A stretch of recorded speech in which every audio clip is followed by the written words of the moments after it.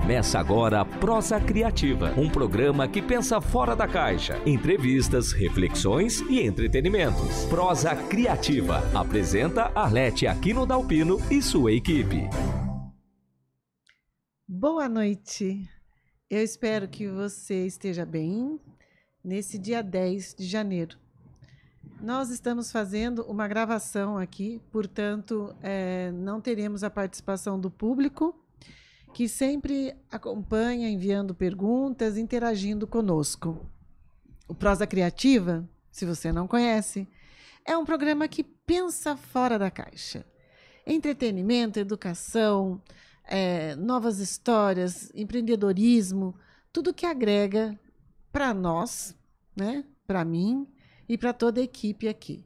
Você está conosco na Rádio Vivência Espírita, um lugar acolhedor que sempre nos recebe bem. A Rádio Vivência Espírita tem outros e outros programas e toda segunda-feira estamos às 19 horas fazendo essa atividade. Queria também contar para você que somos voluntários, todas as pessoas da equipe. Aprendemos todo dia com esse trabalho e esse vídeo você pode acessar no YouTube, no Facebook e que tal? Que tal você compartilhar com as pessoas? Não é, Matheus? Boa noite. Oi, boa noite. Bem, a gente não tá ao vivo, então talvez o pessoal não vai falar boa noite. Mas a gente tem uma convidada muito especial hoje, a Bel. E ela tem uma construção e uma carga gigantesca para falar com a gente. E, bem, não vai caber em 1h30. Com certeza a gente vai ter mais vezes ela aqui. Mas, prazer. E aí? O tema, né, Matheus, é o que você pode fazer pelo mundo que eu quero viver, que você aí quer viver. Então, vamos discutir essa conversa com essa prosa extremamente criativa. Boa noite, Isabel. Eu não sei pronunciar o seu sobrenome. Preciso de apoio. Então, boa noite, queridos. Boa noite, Matheus. Boa noite, Arlete. Gente, é um prazer estar aqui, assim, eu fico muito satisfeita de ter espaços de diálogo onde a gente possa conversar sobre assuntos que vibram no nosso coração, que fazem, né, os nossos olhos brilharem. Então, eu já sou grata desde o início por esse convite. E, Arlete, pode parecer uma grafia esquisita, mas ele se fala como se lê. O H ali faz um papel figurativo. Então, o sobrenome da família do meu pai é Isabel Niebo. Simples assim. O H faz só... ele é bem interessante. simples. Eu achando que tinha uma pronúncia diferenciada. Mas tá tudo bem, Não. né? Agora aprendi. Devia ter perguntado isso para você antes, né, Matheus? Sim. Mas eu não perguntei. Fica aqui também a abertura para me chamar de Bel, de Bebel, de Isa. Eu me reconheço em todos eles, assim, eu tenho uma atenção muito grande pelo meu nome, então tá tudo certo. Eu fico lisonjeada com a sua presença, porque quando te conheci em algumas atividades, eu fico inebriada te ouvindo, aquela garota, né, que está o tempo todo ativa e trazendo excelentes ideias para a gente. Então, e como a Bel fala, é o que a gente desenvolve aqui. Nós não estamos ensinando vocês a nada. A gente está discutindo possibilidades, as nossas bagagens, né, Matheus?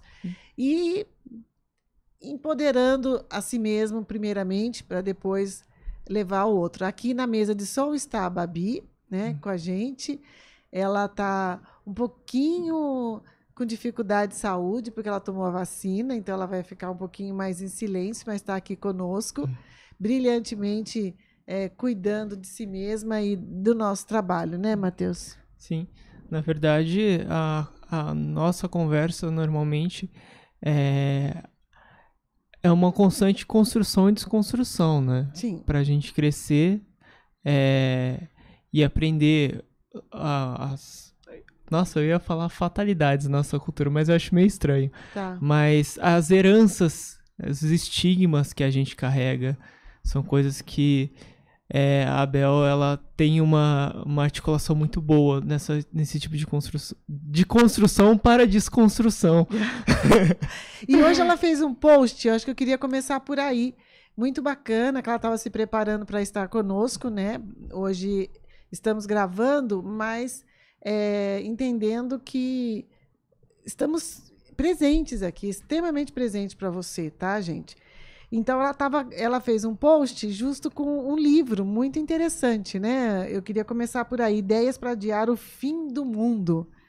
E eu fiquei impactada com essa leitura, porque como ele fala, o autor, sobre desistir dos nossos sonhos.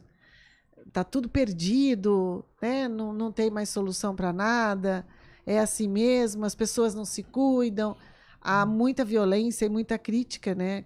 Coerção, intimidação para todo lado.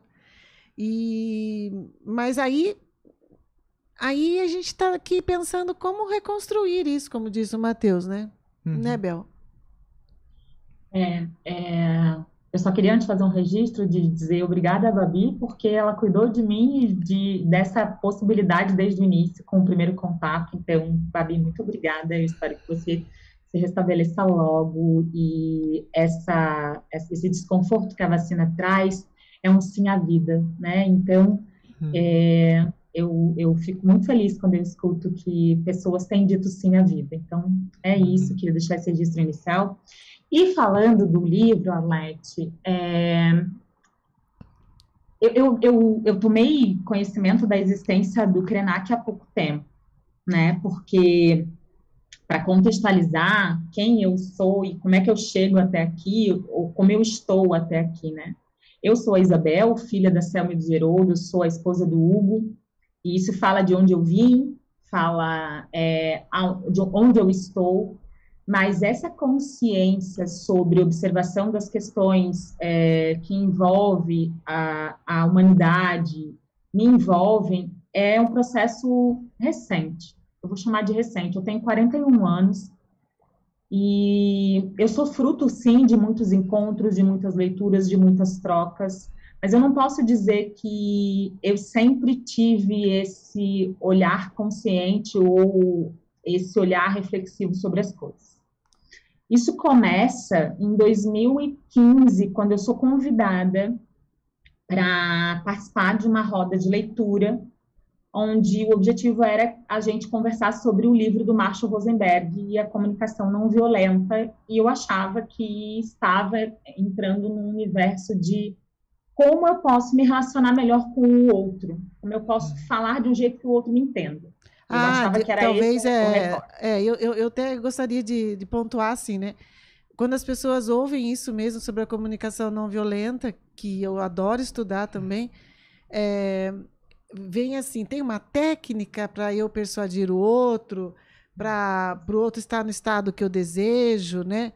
Porque eu estou vendo aqui que você conta que eu ouço você falar que foi 2015 e você já estava atuando, né, na assessoria jurídica. E aí Isso, você colocou essa mediadora de diálogos depois de 2015? O que acontece? Eu entrei no funcionalismo público em 2009 e desde que eu entrei, eu trabalho com conciliação judicial. E quando eu me encontrei com o livro do Marshall em 2015, foi justamente acreditando que eu ia e aprender uma ferramenta para dar um upgrade na minha vida profissional.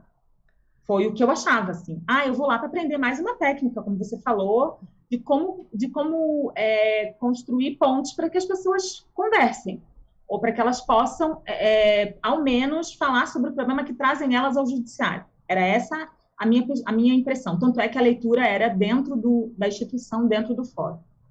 Só que o que aconteceu de lá para cá? Aconteceu que o convite, o chamado do Marshall, para olhar a vivência da não violência foi tão forte, e tem sido tão forte dia a dia, que outros encontros, a partir do Marshall, foram acontecendo. E o Krenak, fazendo o link, é um deles. Porque nesse livro que você falou do Krenak, da Ideias para Adiar o Fim do Mundo, é engraçado porque ele conta no livro que ele foi convidado para dar uma palestra em Brasília vinculado a um núcleo de sustentabilidade da Universidade da UNB, e aí ele estava varrendo o quintal de casa, e lá entretido com a tarefa dele, e alguém passou a mão no telefone, fez o convite para ele, e falou, tá, você tem que dar um título para sua palestra. E ele, despretensiosamente, falou assim, coloca aí ideias para adiar o fim do mundo. E quando chegou no dia da palestra, chovia muito, e aí ele pensou, não vai dar ninguém, né? Não vai aparecer ninguém. E pelo contrário, o auditório estava lotadaço, porque estava todo mundo muito curioso para saber como é que dava para fazer para adiar o fim do mundo, literalmente.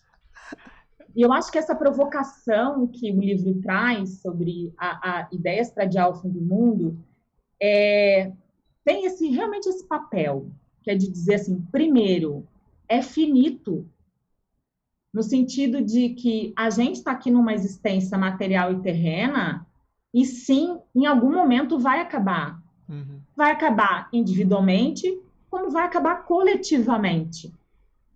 Agora, tem um grande hiato aí, que eu acho que é o espaço dessa prosa de hoje, que é como a gente quer que isso acabe. Ou de que maneira a gente quer que isso se desenvolva ao longo do tempo para o final. Porque olhar a finitude da vida é necessário, inclusive, para ter a chance de autonomia de escolhas que eu quero fazer, como eu quero viver até esse final.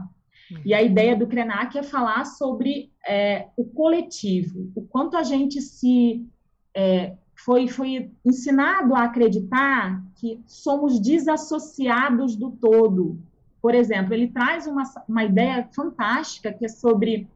Ele não consegue ver homem e terra como coisas separadas. E nós, que fomos colonizados por culturas europeias, eurocêntricas, e vivemos a partir dessa colonização, a gente acha que o mundo, planeta Terra, que é a nossa casa real, nossa casa macro, está a nosso serviço. E que a gente é o dono. E não o contrário, né? E essa expectativa é o que ele fala, né? Cria umas expectativas de que vai acabar o mundo, porque é uma fala constante, né, Matheus? Diante do que o próprio homem, sei lá, o governo e tudo mais, e aí a gente, então tá bom, vai acabar mesmo, né? Então, como vai ser isso? É, né? O sentimento fatalista, né? De que vai findar, então que acabe. E eu protejo o meu, né? Uma conduta mais egocêntrica, mais... É estranho pensar isso, né? Eu protejo o meu. Porque a sua existência precisa de outros. Tipo, você só define a sua existência a partir de outra pessoa, né? Não tem como você ser sozinho, né? Tanto da maneira literal, de ter uma casa, água, luz, comida, alguém tem que produzir, alguém tem que auxiliar, então a gente faz parte desse coletivo, como agora vai lá eu, na psicologia, como com relação, acho que eu já cheguei a falar isso, com relação à existência de identificação do outro como bebê e mãe, né? Você só existe quando a mãe te dá acesso à existência. O toque, você não tem noção do seu corpo, você não tem noção do mundo, você não sabe tangenciar qualquer coisa, porque nada disso tem nome, né? Então a criança coloca as mãos, os pés na boca porque ela não identifica que aquilo é dela. Ela vai perceber depois. E o start do prazer, né? Freudão.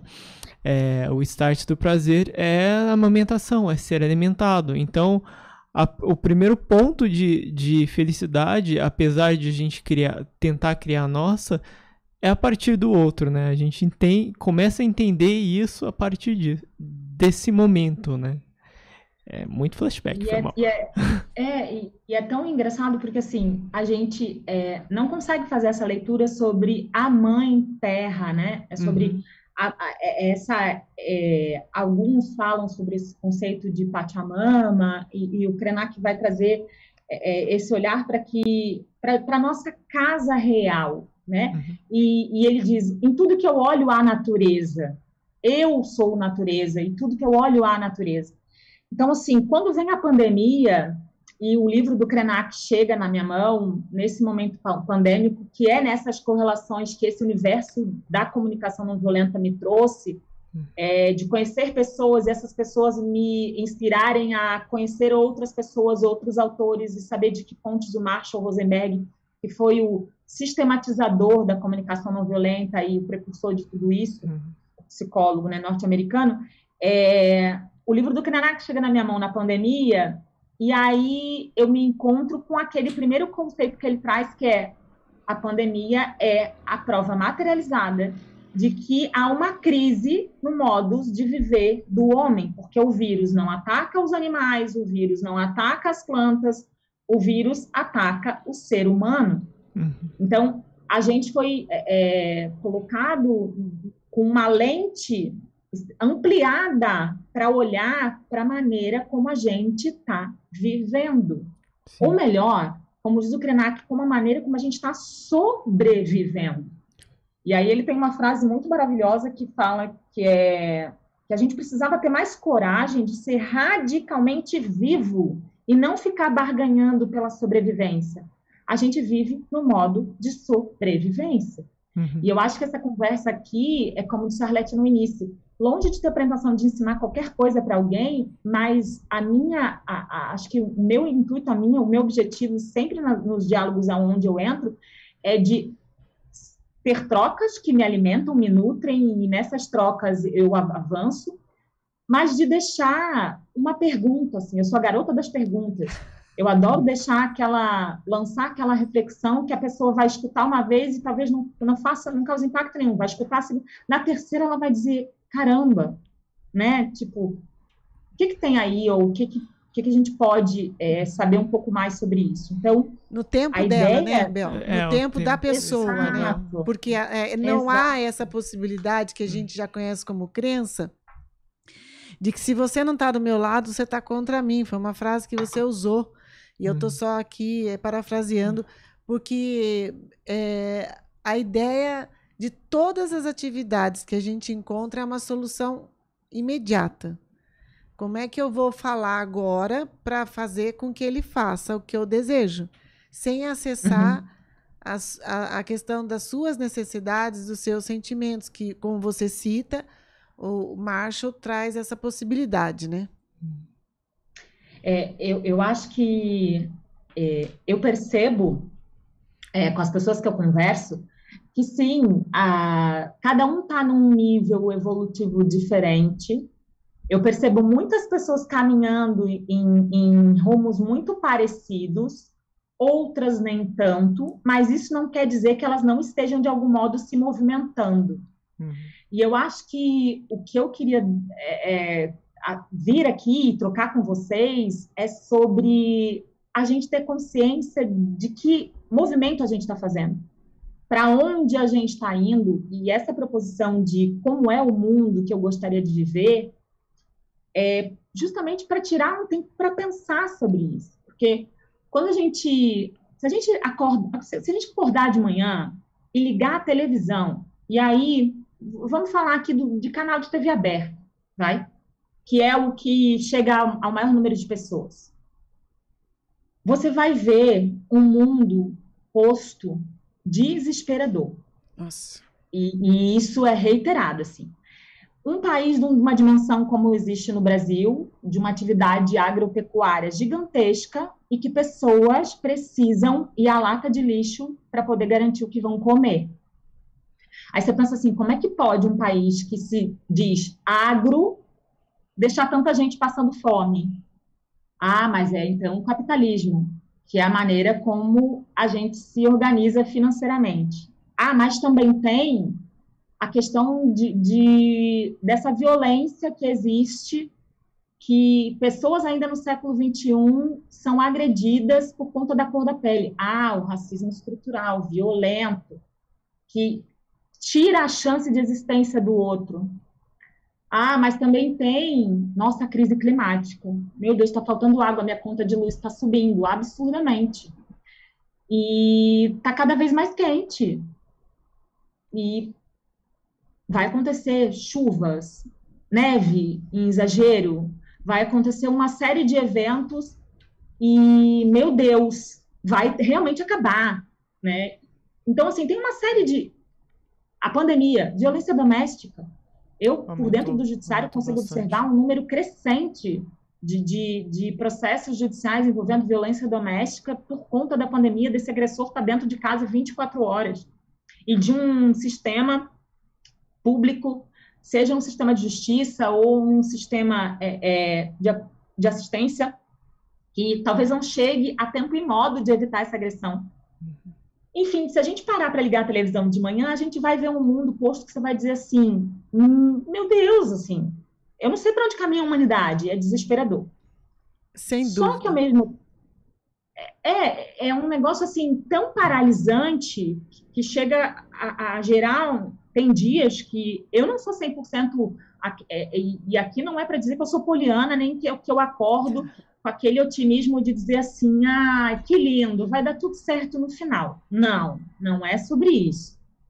Mas é sobre não negligenciar de que existe uma série de coisas acontecendo e quanto mais a gente se alienar do que está acontecendo, mais a gente vai se submeter a aceitar os resultados daquilo que vem pela frente. Trazendo a ideia que Einstein já dizia, não tem como produzir um resultado diferente fazendo as coisas do mesmo jeito.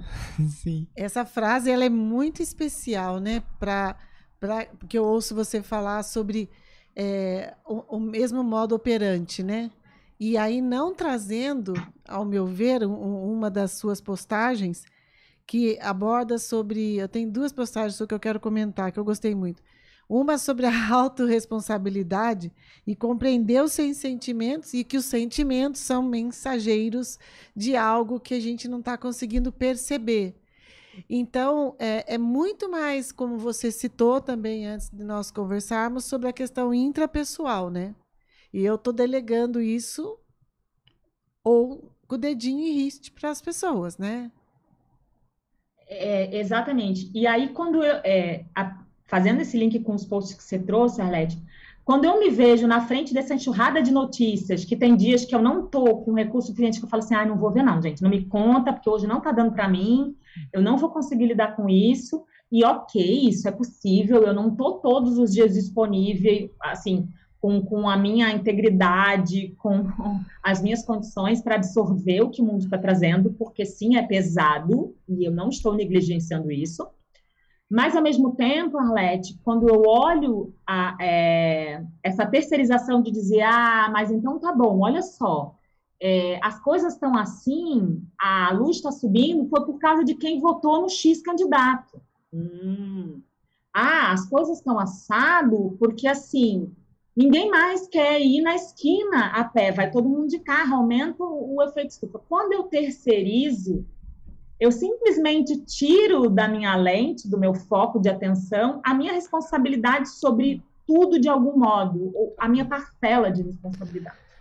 E, inclusive, a minha parcela de responsabilidade sobre como eu quero que as coisas sejam diferentes, o que eu posso fazer para ser diferente. E não é sobre vir aqui trazer uma receita com uma leva de opções para dizer, então é isso, beleza, me dá aqui que eu vou fazer. Não, é sobre parar para esse lugar que você fala.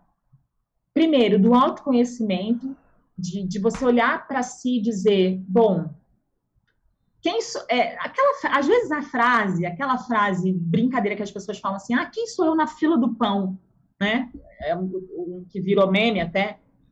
Ela pode ter realmente um convite para você olhar e falar assim, quem sou eu?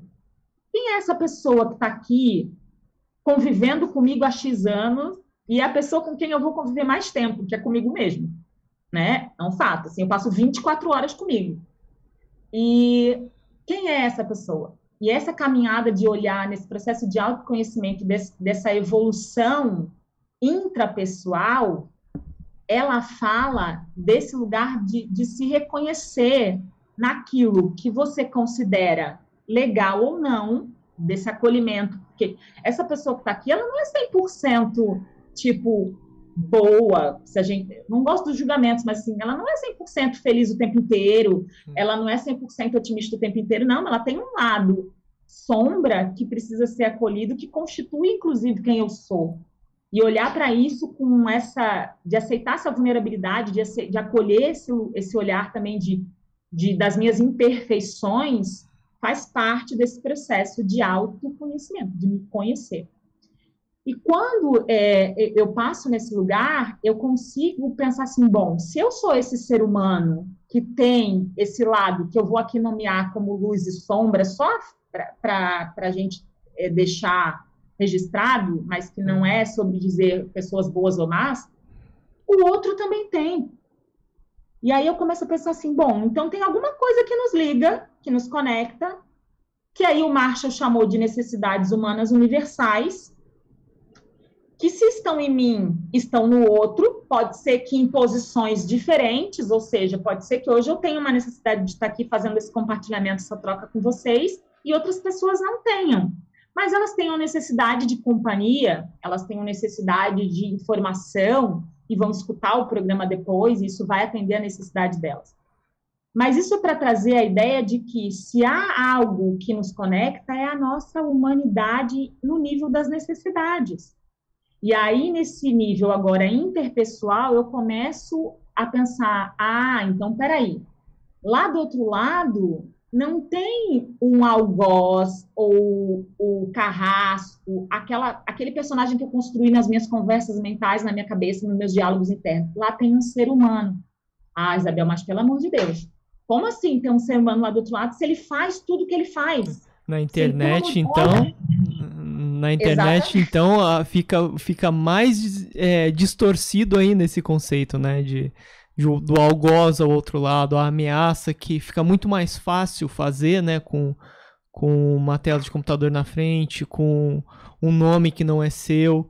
Então, essa conduta mais violenta é mais intimidadora ainda, né? Para lidar.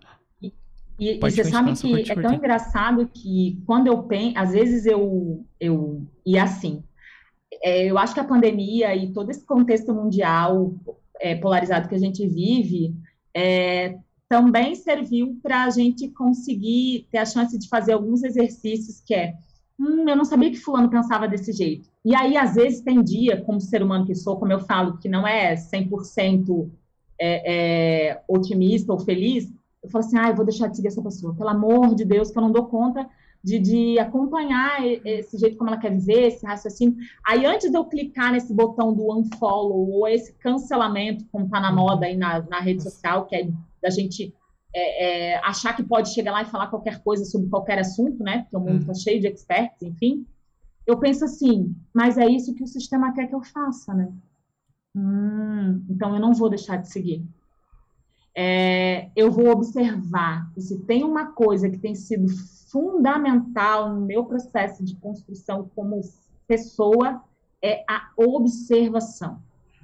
E essa observação que também vem no que o Marshall nos trouxe, nos deu, que é de observar e separar aonde está o meu julgamento sobre isso, e não é deixar de julgar, eu vou continuar julgando. Sim, e eu estou viva. A gente não controla, né? E se eu não julgar, eu posso colocar em risco a minha própria vida, inclusive. Porque eu não vou ali acender a boca do fogão, botar minha mão em cima e achar que não vai acontecer nada. Eu estou fazendo uma avaliação. Sim. E isso serve para coisas e pessoas. Aí eu falo assim, não vou deixar de seguir, não.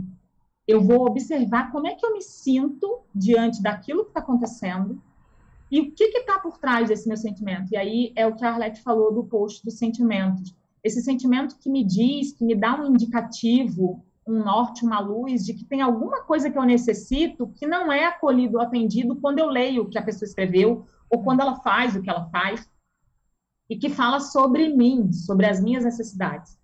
E aí, retomando, sabendo que quando ela faz o que ela faz lá do outro lado, ainda que para mim seja pesado e difícil, ela está atendendo uma necessidade que eu desconheço.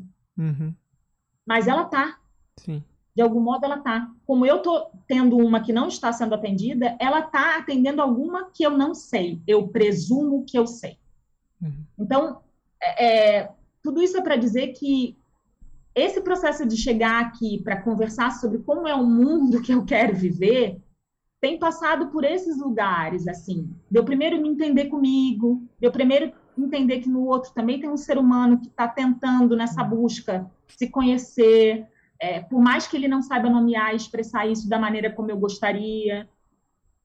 E tem esse olhar também da gente entender que estamos inseridos em sistemas e que não tem como a gente dizer assim, isso não é comigo. Mas é sobre o sistema de justiça. Faz sentido para você porque você trabalha na justiça. O sistema de justiça não tem nada a ver comigo. De forma alguma. Eu não penso mais assim. O sistema da educação, eu não tenho filhos, então eles não estão dentro da academia ou de nenhuma instituição educacional. Isso não é comigo, o rumo que a educação vai. Não existe mais, isso não é comigo. E aí vem a autorresponsabilidade. Tudo é de todo mundo. Sim. Tudo é de todo mundo, seja perpassa por mim, né? Perpassa por Exato. mim. Porque se eu não sei para onde eu vou, né, Alice? Qualquer lugar serve, né? E aí que é a questão que Marshall traz. Então, não existe, dentro da comunicação não violenta e nem da programação de conversas e mediações, que você faça o que eu preciso. Mas é chegar num denominador e isso é muito difícil. Uma das coisas que a gente já conversou, que é mesmo difícil, você vê a necessidade de uma pessoa que, né, não atende a necessidade de muitas outras. E você tem que observar qual é a necessidade dessa pessoa para equilibrar um pouquinho os seus sentimentos. Porque tem algumas pessoas, não é questão de julgar, pelos fatos que elas trazem, né, para a nossa vida, para o coletivo, que a gente tem que ver exatamente o que está acontecendo com essa pessoa, né? Não é uma questão de perdoar o que às vezes os dogmas das religiões trazem, ou qualquer coisa do tipo. Tem um vídeo seu. Eu queria pontuar isso porque eu gostei muito. Então, eu meio que saindo do assunto, mas dentro dele. Que você postou dia 20/11. E eu achei extremamente curioso e fantástico, né? Fiquei animada para contar aqui. E vocês podem seguir a Bel, porque ela tem umas postagens muito legais. E que ela fala sobre o despertar de uma mulher branca para a consciência negra, que você conta que você adentrou numa festa e Eu só não falei lá que era a festa do meu casamento, tá? Era o meu casamento com o filho dela. O que muda muita coisa, mas eu não quis aprofundar muito, mas era o meu casamento com o meu marido. Bom, a rádio acaba de ter uma nova descoberta aqui, eu fico lisonjeada. Mas, assim, eu me lembro nesse vídeo, Matheus, interessante, que hoje ela faz o exercício do pescoço, a Bel. Um exercício do pescoço, uma metáfora que eu amei. Porque a sogra, né, ver se eu estou colocando certo, senão você ajusta aí comigo, né? Adentrou nessa festa, que agora eu entendi que é seu casamento, e se percebeu como a única mulher preta, né? Exatamente. E situação pela qual você não tinha se percebido como uma mulher branca. E que ali você começou a fazer um mergulho nesse universo. Faz sentido isso que eu falei? Eu entendi certinho, não? Total. O que acontece? É aquela história, né? A gente sempre acha que não é racista. O fato é esse. O branco tem a premissa de que, eu não sou racista. Eu tenho um amigo preto. Eu não sou racista. Eu tenho, sei lá, eu nunca falei mal de um negro. A gente acha que está nesse lugar de tipo, porque eu não faço determinada coisa, eu não sou racista. Sim. Mas aí eu comecei a entender que quando eu não me mobilizo numa prática antirracista, eu sou racista. Sim. E aí, assim, luzes que vêm dessa ausência de consciência por não ter experimentado esse lugar. Então, para contextualizar, foi justamente isso, assim, a gente tem família em estados diferentes, Santa Catarina e Rio de Janeiro, e naquele ano em que eu casei, eu tinha perdido meu pai, e a gente fez às pressas, a gente acabou adiantando a festa do casamento para que acontecesse no dia do aniversário do meu pai. E diante desse adiantamento, a gente não conseguiu trazer todos os familiares como a gente gostaria. E aí a minha sogra veio né, para a festa, e eu me lembro exatamente, quando abre a porta do salão da festa, ela olha e ela fala, meu Deus, mas eu sou a única preta aqui. Mas ela bateu o olho de cara. Eu, Isabel, na época eu tinha 35 anos, eu nunca precisei em lugar nenhum que eu entrei, olhar e falar assim, deixa eu ver quantos brancos tem aqui, peraí. Fui no shopping, fui no salão de beleza, fui na academia e contei quantos brancos tinham. E aí naquela hora eu falei assim, caraca, é muito surreal, porque como é que uma pessoa dessa se sente pertencendo, acolhida e segura? Às vezes é questão de segurança, num lugar onde ela é a única diferente de todo mundo, diferente no sentido de que a sociedade diz que ela é diferente, muito embora na minha cabeça ela não seja diferente por conta do colorismo da pele, mas o racismo está aí. E aí eu falo assim, como assim que você não é racista, Isabel? Como é que você nunca parou para pensar que você frequenta lugares em que eu nunca trabalhei com um juiz negro, eu tive uma colega de serviço público negra até agora, e aí você começa a repensar acesso, oportunidades, você começa a repensar a questão da existência dos privilégios, você começa a repensar o quanto essas pessoas, o quanto é invisibilizado algumas coisas, no sentido de dizer, não, no Brasil isso não acontece. E aí esse do exercício do pescoço é sobre isso, assim. Inclusive porque eu quero estar em lugares onde a diversidade existe, porque isso me torna, nesse processo que a gente falou há pouco, de evolução como pessoa, uma pessoa que tem a chance de conhecer mais, de trocar mais. Então, assim, quando eu vou nos lugares, eu começo a falar assim, olha só, tem uma pessoa negra aqui, uma pessoa negra ali, ali tem uma pessoa da LGBTQIA+, enfim. E aí eu começo a buscar esses espaços de diálogo aonde essas pessoas estão, fazendo eu um movimento de ir até elas, fazendo eu um movimento de desconstrução, inclusive daquilo que eu não sei, lendo autoras negras, lendo autores negros que pensam a questão do racismo, que pensam a questão da inclusão, do acesso, de oportunidades. E assim, cada vez mais que eu faço esse movimento de busca, eu tenho starts e despertar que é sobre isso. E assim, quando eu vejo uma amiga LGBTQIA+, que me manda uma mensagem dizendo, você repostou um Reels que eu fiz que fala sobre as nossas causas ou as nossas questões. E aí eu não acho que fiz nada demais. E ela fala, você não sabe o quanto isso é importante, porque as pessoas vão escutar você, que é mulher branca, mas não vão escutar eu, que sou preta, LGBTQI. E aí eu falo, gente, que loucura.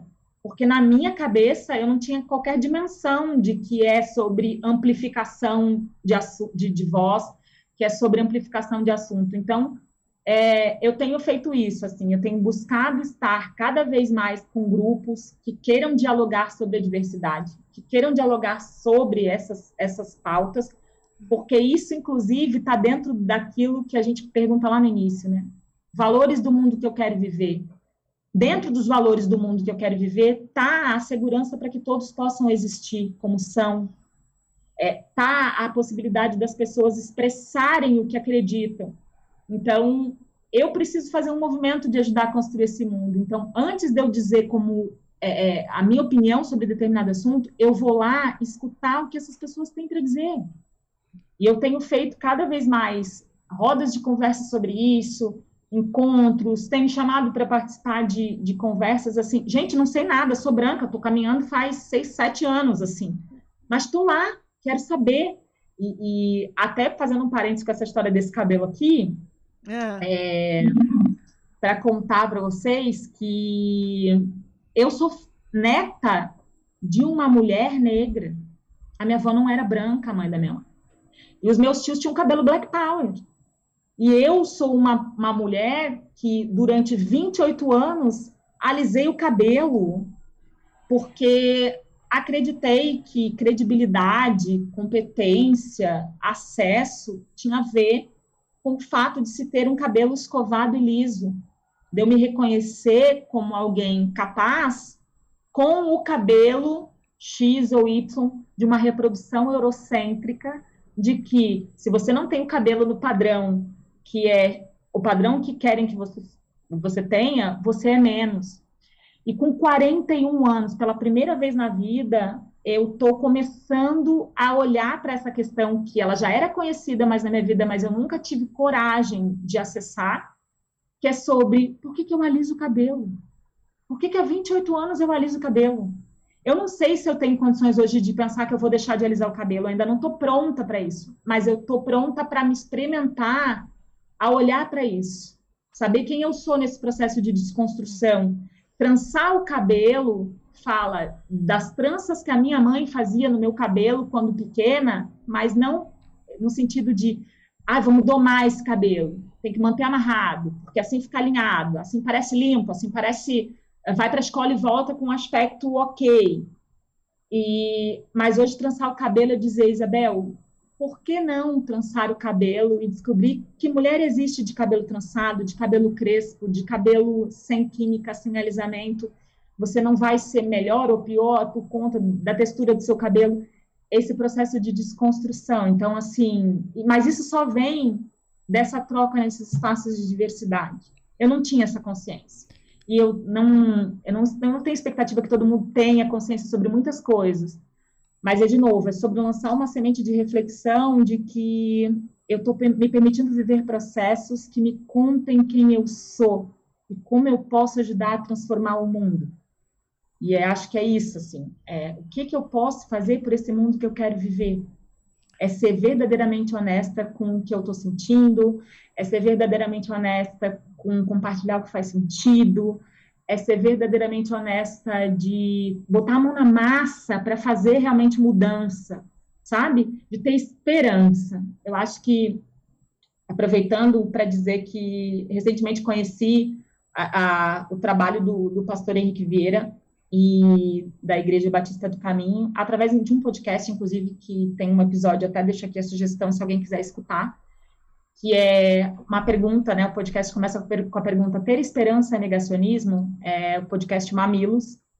E lá ele fala sobre o quanto ter esperança na construção desse mundo é uma necessidade ética.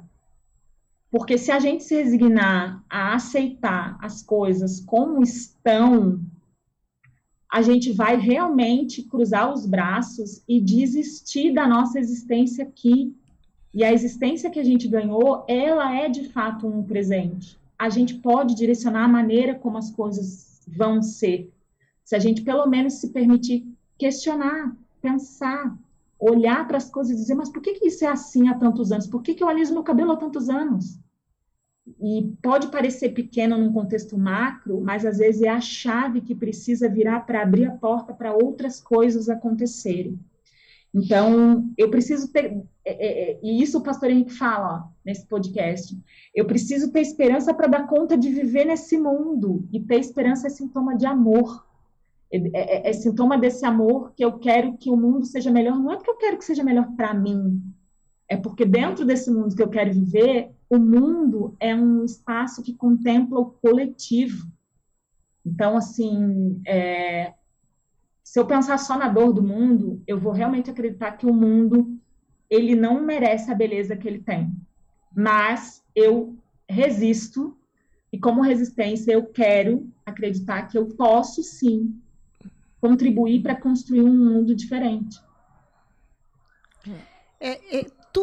Toda essa resiliência, né? Exato, essa palavra que eu Você ia falar? que eu queria falar de resiliência. Ai, obrigada. Vai, continua então. Não, vou continuar. Mas eu acho bom que nós pensamos, né? E houve uma congruência aqui.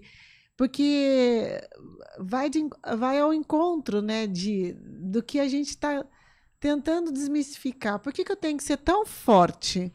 Por que eu tenho que fazer algo que está aí na mídia, né? Porque eu não sou eu. Eu não tenho muita certeza. Eu estou aqui divagando agora, depois que você falou, que eu fiquei de boca aberta aqui. É que eu não sei se isso acontecia antes. Eu estou para completar 59 anos. A gente tinha uma janela, literalmente, que espiava a vida dos outros, né? Pelo menos o que eu via dos meus parentes. e questionando esse cabelo, questionando, olha, a vestimenta das pessoas e tudo mais. Hoje isso está na janela da internet. E o quanto você tem que ter esta resiliência que você citou, essa busca que você citou para você se encontrar. Né, Matheus? Ou não? Então, eu acho que a construção que a Bel tem é fruto eu acho que é estranho falar de muito estudo, né? Mas sim, faz parte de uma construção de muito estudo, de muito acesso. E a palavra me fugiu de novo, mania de fugir de palavra. Mas como eu já citei outras vezes, estar disponível para esse espaço, né? E é uma coisa que é muito difícil gerar. Como você falou, a enxurrada de notícia ruim, a fatalidade com constância, você realmente fica difícil estruturar uma felicidade. Eu tenho uma personalidade pessimista, tanto que eu falo, não quero ter filho porque eu não sei, eu tenho insegurança do futuro, entendeu? Mas eu tenho uma reflexão com esse futuro. Eu penso nele que, eu não vou ter filho, mas eu tenho parentes, eu tenho primos que são pequenos e eu não quero que fique ruim pra eles. Tipo, eu quero um futuro pra eles também. E pensar nisso, me dá medo, né? Sempre. Mas me faz me mover. Eu sei que normalmente a maioria de grupos que se sentem acuados com essa situação não pensa da forma coletiva, pensa da forma de segregação. De falar, bem, se vai faltar, eu vou comprar mais. Se vai faltar, eu vou detonar o estoque. Porque não vai faltar para mim. E é um pensamento muito equivocado, né? Porque se você acabar o estoque, uma hora vai acabar para você também, né? E você tá literalmente tirando o futuro dessas pessoas. Eu fui um tanto fatalista aqui agora, foi mal, gente. Mas eu me habituei a assistir vídeos no YouTube que falam sobre atualidade, mas eles sempre dão aquele, como é que eu posso dizer? Aquele pontapé de emoção, né? Cito aqui o galera do Meteoro Brasil, o pessoal a Rita Von Hunt, que é uma drag, que ela é maravilhosa. Eu sou apaixonado por ela. Na verdade, pelo Guilherme Terry, pela personagem, né? Sim. E ele cita acho que, como você falou, você começou a construir essa imagem, você começou a construir uma nova Bel a partir dos 28 anos e como carnal, a gente sempre está se construindo. Eu acho que o mundo precisou entrar numa fossa gigantesca há mais ou menos 4 ou 5 anos atrás para eu colocar o pé no chão e falar assim, não, cara, tá muito errado isso, eu tenho que fazer alguma coisa. Nesse desespero bizarro que eu tive, eu comecei a me mobilizar e procurar essas coisas. Hoje eu sou muito mais ativo e me sinto muito mais humano do que eu era há 5 anos atrás. Que, se pensar, é pouco tempo, eu sou um moleque, né? Nessa construção. Eu sei muito pouco. O acesso que eu tenho de autores que são de pele negra, que são LGBTQIA+, ainda é escasso, principalmente na escrita. A gente tem que buscar, a gente tem que correr atrás, porque não é uma coisa que estruturalmente é acessível pra gente. A gente tem que ir atrás. Até o Felipe Neto fez uma mobilização muito da hora, que eu me emocionei na época de fazer a doação de livros, na época com Crivella, se lembra? E eu acho que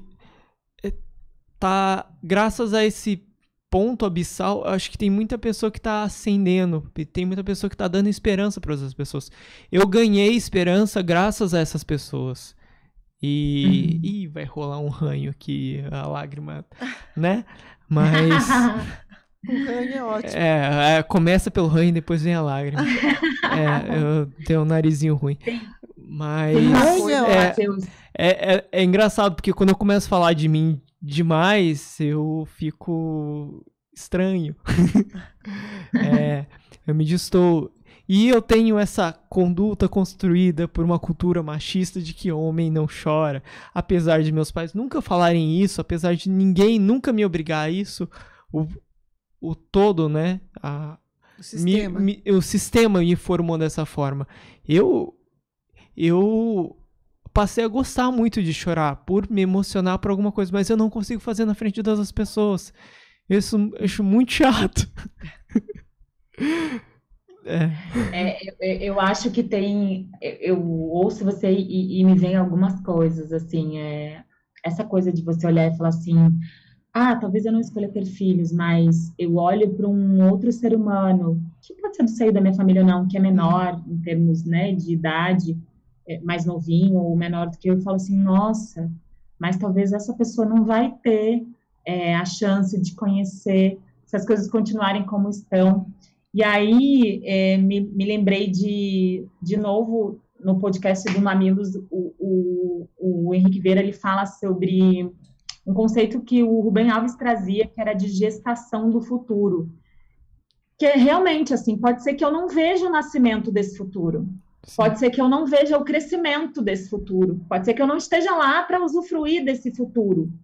Mas o fato de gestar a possibilidade desse futuro existir faz com que eu me movimente, que é o que você falou, assim, eu estou me engajando, eu estou me movimentando de 5 anos para cá, na busca dessa coisa que eu nem sei se eu vou chegar a ver, mas já é um olhar de dizer, pode ser que eu não veja, mas outras pessoas vão ver, e sobre você sentir motivado a participar de algo que retoma o nosso senso de comunidade. Isso que você fala do individualismo, dessa cultura da gente trabalhar na escassez, de que então eu vou garantir o meu, nesse conceito equivocado de individualismo que nos segrega, que nos separa, e que faz com que, tá bom, se na minha casa tem luz, e se eu tô aqui sentado na mesa comendo uma comida, o problema é de que não tem, ou então a outra pessoa que dê conta da própria vida, se ela não consegue, isso não é um problema meu. Ainda a gente ouve pior, porque eu já ouvi fato de que assim, eu trabalhei, então eu tenho. Essa pessoa não trabalhou e não estudou. Eu já ouvi isso no seio familiar, então eu fico até bastante com dificuldade de digerir. E aí E é isso, assim, desse pensamento não contemplar mais, dele não contemplar a existência do outro, e é sobre isso, não vai acabar, eu vou sair ilesa, não vai acabar para todo mundo, E a esperança para fazer esse movimento é sobre ter a atitude necessária, sabe? É como se eu pensasse assim, tudo bem, o prognóstico do futuro que querem me dar, ele é ruim. E se eu me agarrar nele, eu vou simplesmente viver hoje como se não existisse amanhã, não talvez no sentido mais gostoso dessa vivência. Eu vou, assim, barbarizar. Como vai acabar mesmo? E não é sobre isso. A ideia da conversa que a gente está tendo aqui é sobre esse futuro que está em aberto e que eu posso ajudar a escrever, entende? É sobre a incerteza de um futuro que ela gera, não vou dizer que não gera um medo, mas pode não dar certo, mas pode ser que a gente não consiga, tudo bem, pode ser, Sim. Mas a certeza é que se a gente não se movimentar, realmente não vai acontecer. Se a gente realmente não se engajar em prol de alguma coisa que cuide um dos outros, o contrato social atual é cuidarmos uns dos outros, não existe algo que me beneficie, que cuide só de mim e que deixe de cuidar do outro, que deixe de cuidar do coletivo, assim. É a gente retomar um senso de comunidade. E é óbvio, a gente foi educado num sistema em que a separação mantém pessoas no poder, e isso é interessante que seja assim.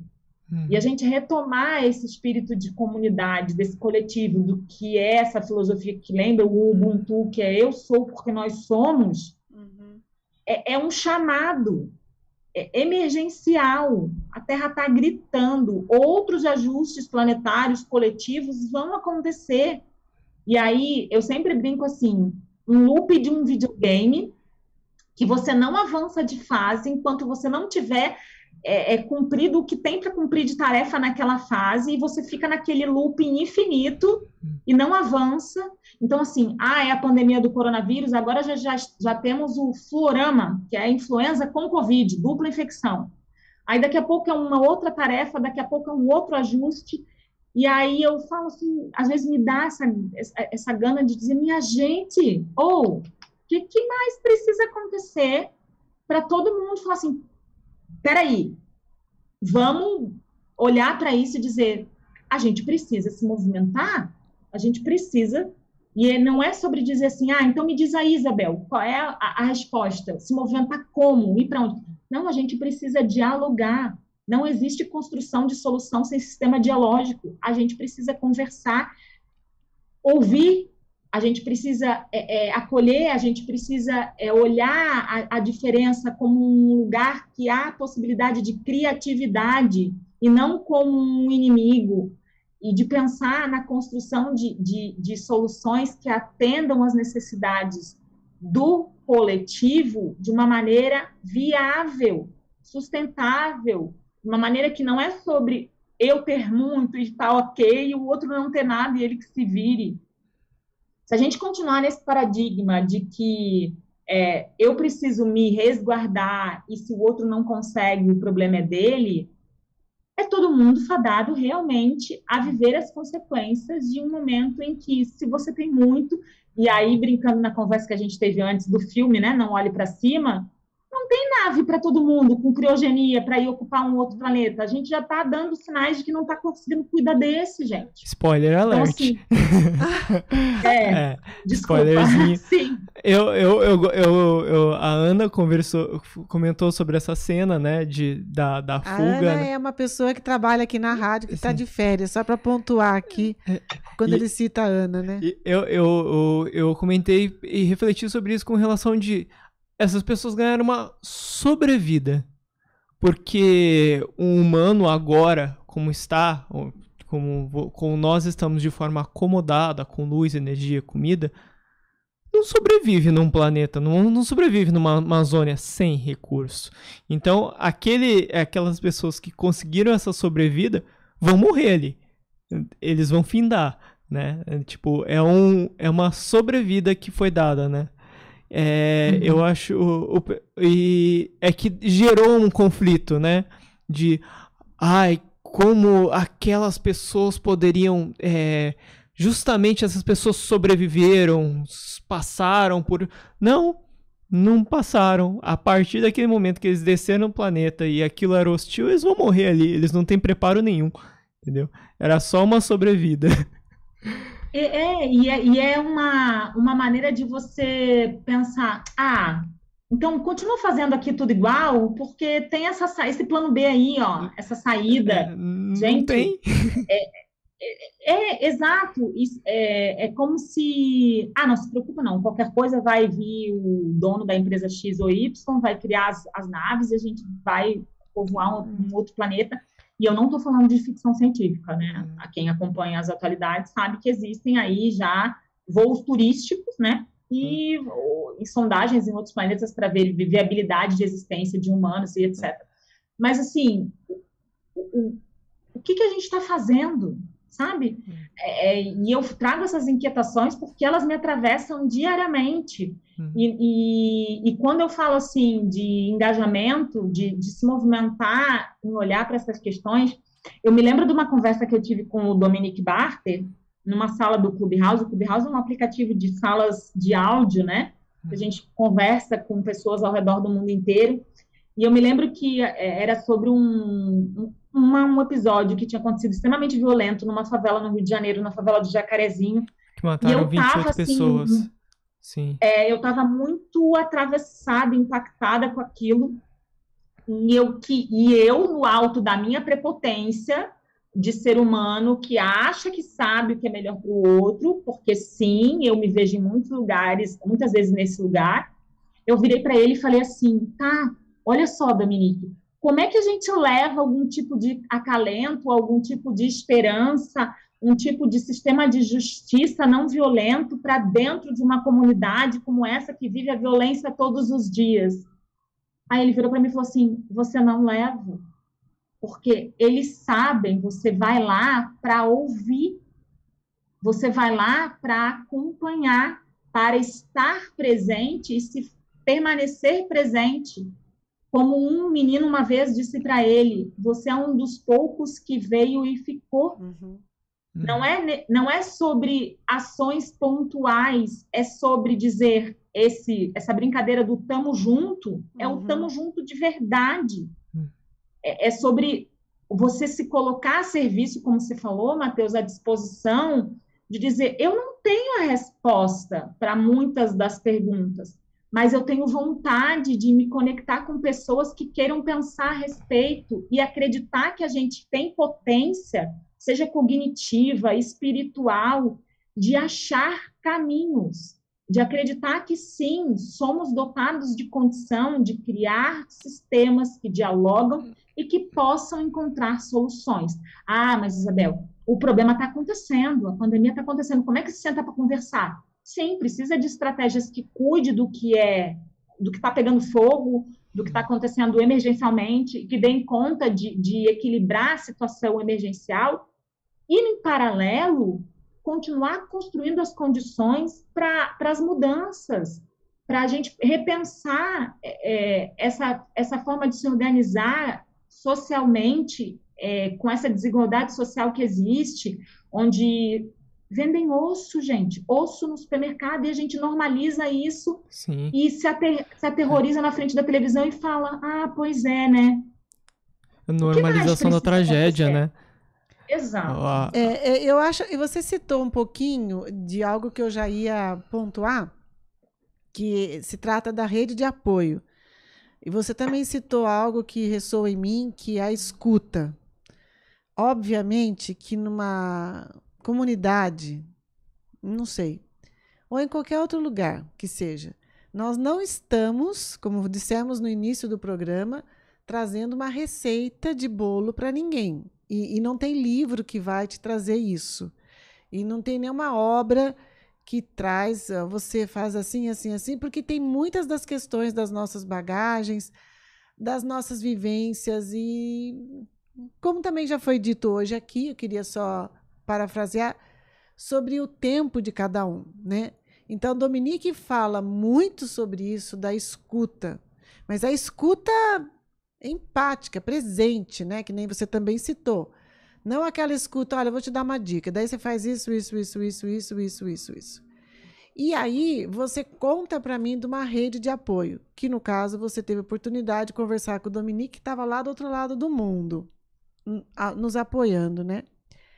Conte para mim, por favor, do que eu já falei e também sobre o Clubhouse, porque é hoje uma plataforma acessível a todos, não era, né, para quem tinha um determinado tipo de celular. Então, por mais que a pessoa não queira se colocar no grupo, ela pode só ouvir. Faz sentido? Sim, sim. Então, a pandemia veio e criou a separação física, né? Por uma necessidade de segurança sanitária.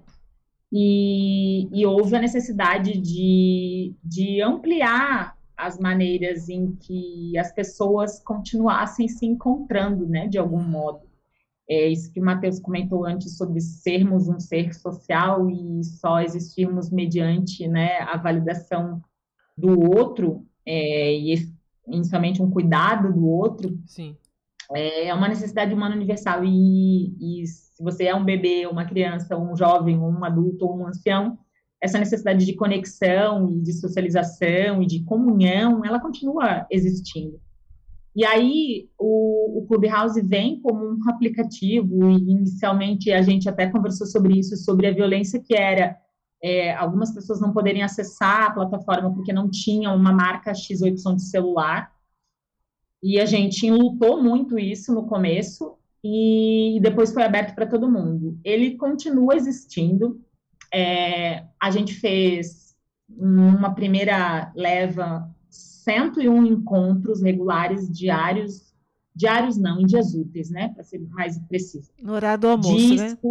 Isso, o projeto do Dominique Barter, para quem não conhece, o Dominique é um dos amigos pessoais do Marshall Rosenberg e um dos precursores da justiça restaurativa, que é diferente da justiça punitiva que a gente conhece.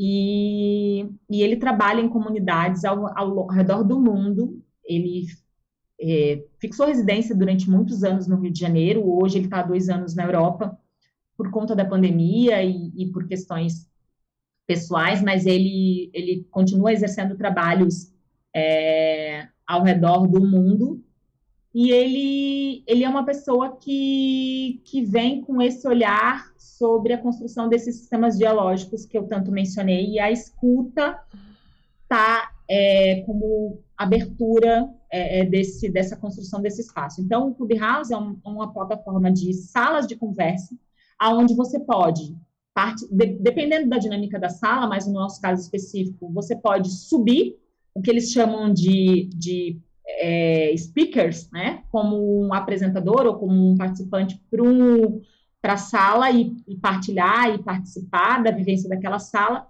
ou você pode ficar na condição de ouvinte, como se você estivesse ouvindo um programa de rádio, sem necessidade de participar do assunto que está acontecendo na sala. E depois que o Dominique encerrou os encontros sobre a escuta empática, que eu já vou falar mais um pouquinho sobre isso, a gente deu continuidade aí com uma sala de conversas sobre esses temas que nos atravessam, que é uma sala que a gente tem feito semanalmente, chamada Sala da Resenha, aonde a gente conversa sobre N assuntos, tanto no viés intrapessoal, interpessoal ou sistêmico, porque está tudo interligado, né, de algum modo, e a gente tem feito trocas lá, e tem tentado fazer trocas com diversidade, com multiplicidade de olhares, com pessoas com bagagens, vivências diferentes, justamente para esse momento de cocriação de algo criativo, da gente pensar em que movimentos a gente pode fazer daí fora da sala virtual, nas nossas vidas e na vida dos sistemas onde a gente está inserido, no nosso condomínio, no nosso trabalho, no nosso bairro, enfim, o que a gente pode movimentar que faz aí, que torna tangível aquilo que a gente conversa lá, e tem sido encontros, assim, fantásticos. A gente já conversou desde eu escolho hoje a não botar os legumes e verduras em saquinhos plásticos e escolho ir comprar de produtores menores e não de grandes supermercados, a assuntos como isso que o Matheus falou sobre vulnerabilidade masculina e construção do patriarcado, porque o homem não chora. Então, tem sido trocas muito ricas para a gente ter esse momento de conexão, companhia, inspiração, que é, como eu digo, sou fruto de muitos encontros. E a escuta, Arlete, eu acho que, assim, hoje, se me dissesse assim, você consegue ficar sem respirar? É isso, eu não consigo ficar mais sem escutar. Eu acho que eu não consigo criar um espaço com ninguém sem praticar esse exercício da escuta, dessa escuta que tem presença, que tem acolhimento, que não tem a intenção de aconselhar ninguém, tampouco de dizer que a pessoa está certa ou errada, ou tampouco dizer, mas eu no seu lugar faria de tal jeito, ou tampouco dizer, se você está sofrendo, eu preciso te contar o que aconteceu comigo, porque eu já sofri bem mais, que é diferente de tudo isso, que é esse lugar que tem esse interesse genuíno pelo que o outro está trazendo, e de entender que o outro é um desconhecido, mas é um desconhecido que me interessa. E esse interesse não é sobre as minhas avaliações, não é sobre eu achar, fulano é vítima, fulano não é sobre isso, é sobre acompanhar um processo do outro, uma fala, uma conversa, e de estar ali com ele para tentar checar se realmente eu estou compreendendo o que ele está trazendo, e a partir disso fazer pedidos, proposições, ou a gente dizer, o que você acha da gente, então, fazer tal coisa? Isso te atende, me atende? Então, eu já não consigo conceber a existência da vida de um outro jeito, assim. E isso fala com o mundo que eu quero viver. Eu queria muito que as pessoas tivessem a chance de experimentar ter relações e conexões com outras pessoas com essa qualidade de abertura e escuta. É inspirador, porque é um processo artesanal, como eu percebo, na comunicação não violenta e tal, porque não é uma gotinha só que resolve, é um trabalho homeopático, né, que vai ali, pouco a pouco, transformando a vida da gente. E bastante difícil de ser aplicado, porque há um incômodo também no outro, quando você faz esses questionamentos que você falou. Então, poderia ser assim, então... Ou repetindo, que é o parafrasear o que a pessoa disse. Então, é um trabalho bem extenso. E não é um trabalho, né, Bel, que a gente tem um start, né? Não é uma imersão que amanhã você está atuando dessa maneira. Porque você trabalhando como mediadora na justiça, que é uma outra abordagem que a gente pode trazer em outro programa, é muito importante, porque acho que você há de ouvir, né, que você está lá, que eu entendo, que eu ouço falar, que tem uma pilha de resoluções que não foram conseguidas ser avaliadas pelos juízes e que há ainda uma possibilidade, não apenas, mas, desculpa da expressão, mas uma conversa, um diálogo, uma mediação que a gente não estava acostumado. Então, é mais o uso da força para se proteger, e que a gente acaba... Eu me nutri muito do Clubhouse, né? E eu fico até um pouco triste quando eu perco devido ao meu trabalho. Eu super indico. E eu acho, como foi dito por muitos lá, e por nós, pela minha idade, é uma renovação. E é muito diferente quebrar esses tabus, essas coisas que eu já tinha ouvido culturalmente. Mas eu acho que é possível, né? E a gente está aí errando, acertando, julgando um dia, no outro não. Né, Matheus? Você falou sobre isso hoje também, né? Eu até me relembro que como sistema de defesa e como você quer ter empatia com a pessoa, você fala, você passou por isso, eu passei por uma coisa parecida e começa... Cara, que pisada na bola é essa? Porque você não vai entender o sofrimento do outro, mesmo que você tenha passado uma coisa... Às vezes pode ser que a pessoa entenda que ela está ajudando. A gente acha que tá. Não, eu falei isso para amenizar o sofrimento dele. Mas então... Aí cria esse atrito, né? Esse conflito. Isso é uma pisada na bola monumental, né? Contam pra gente que isso é empatia, né? Isso. Como eu atendo adolescentes, né, com uma frequência de dificuldade de aprendizagem, eles vêm assim rebeldes, né? Às vezes nem conseguem trabalhar o que tem que trabalhar antes de ouvi-los. E aí eles trazem muito isso. Eu nem falo mais com a minha mãe. Eu já nem falo mais, porque não me ouve. E, às vezes, os pais me procuram para dizer, você pode ouvi-lo, porque ele não fala com a gente. Sim. Eles muito não triste. Não falam. É uma restrição ali. Eles querem cuidar de outro jeito. Também. E assim, às vezes a mediação judicial, Arlete e Matheus, é a primeira vez que as pessoas estão sentando umas ao lado das outras para conversar sobre o assunto.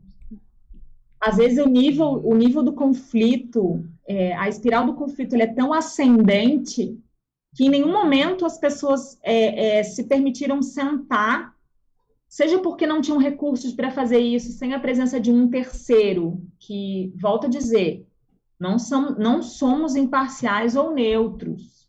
Estamos ali a serviço de algo, mas, assim, precisamos separar o que são as histórias que a gente se conta, porque, inevitavelmente, quando eu escuto uma história que se conecta mais comigo, há uma tendência de eu falar, fulano é assim, proteger, né? Mas lá, enquanto mediadora, enquanto conciliadora, a gente tem essa noção de separação do que eu estou me contando sobre o que eu estou escutando e do que, de fato, é o que a pessoa está trazendo, que fala sobre ela. Então, às vezes, a primeira chance de conversa é assim, judicializar o problema, esperando que um terceiro diga como deverá ser, é uma forma de manutenção do sistema como ele é. Então, a gente tem um sistema de justiça institucionalizado, que eu não estou aqui dizendo que ele não seja necessário para resguardar algumas situações, sim, ele é necessário, diante da maneira como a gente escolheu se organizar e viver, né? E aí, retomando inicialmente a conversa de que a gente se organiza socialmente de forma, num Estado democrático, de direitos, que tem poderes que são, né, separados e harmônicos entre si, enfim, toda aquela questão jurídica constitucional. Então, a justiça tem um papel diante da maneira como a gente escolheu se organizar e viver, com influência da toda a nossa colonização e cultura. Mas judicializar questões e não se permitir acreditar na possibilidade de sentar para conversar e ouvir sobre o fato é manter as coisas exatamente como são. Então, eu vejo a mediação, eu vejo a conciliação como esse lugar em que você se permite vivenciar a construção de uma narrativa de justiça diferente daquela que já é conhecida.